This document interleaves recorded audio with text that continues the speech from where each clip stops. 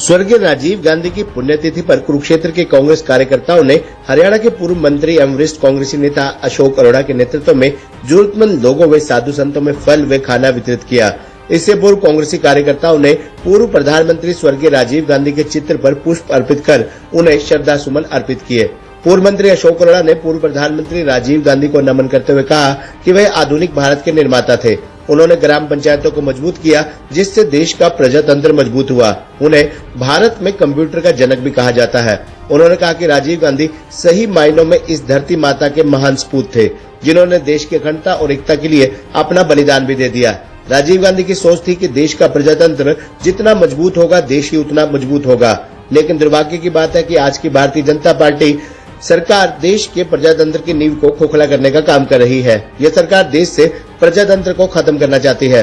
बाबा साहब भीमराव अंबेडकर ने देश की तरक्की के लिए युवाओं की भागीदारी के लिए उन्हें 21 साल की उम्र से वोट का अधिकार दिया था, लेकिन राजीव गांधी ने युवाओं की भागीदारी को और ज्यादा मजबूत करते हुए उन्हें 18 वर्ष से वोट का अधिकार दे दिया, जिससे देश के विकास में युवाओं की भागीदारी बढ़ेगी।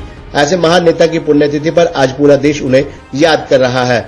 वहीं 2000 के नोट का चलन बंद किए जाने पर सरकार को आड़े हाथों लेते हुए अशोक अरोड़ा ने कहा कि वर्ष 2016 में भारतीय जनता पार्टी की सरकार ने 500 व 1000 के नोटों को बंद कर दिया था और कहा था कि इससे देश से आतंकवाद खत्म होगा और काला धन वापस आएगा। लेकिन ना तो आतंकवाद खत्म हुआ, ना ही काला धन वापस आया और अब फिर सरकार द्वारा 2000 का नोट बंद कर दिया गया है।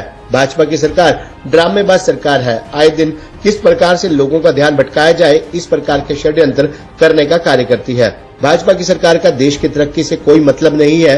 यह तो सत्ता में बने रहने के लिए नए नए षड्यंत्र रच रही है।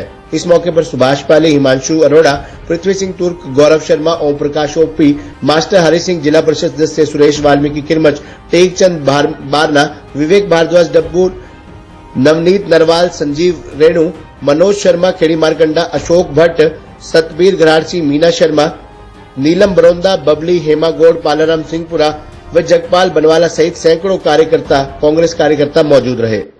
आज भारत रत्न स्वर्गीय श्री राजीव गांधी जी की पुण्यतिथि है। हम सभी आज उनको नमन करते हैं।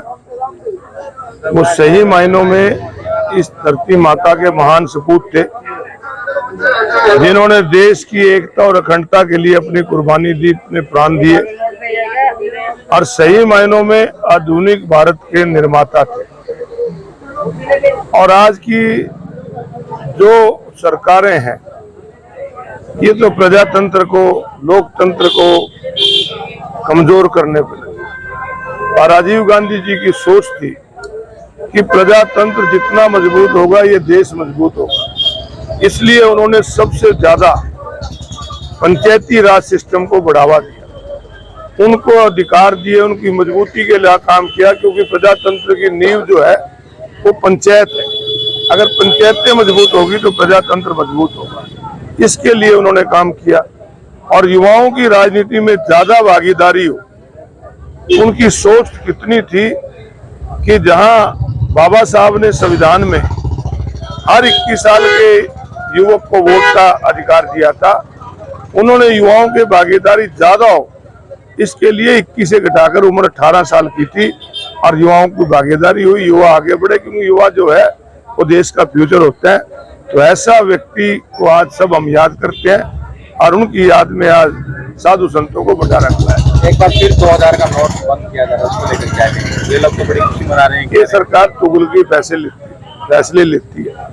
तो नोटबंदी का फैसला था, वो कोई फैसला देश हित में नहीं था।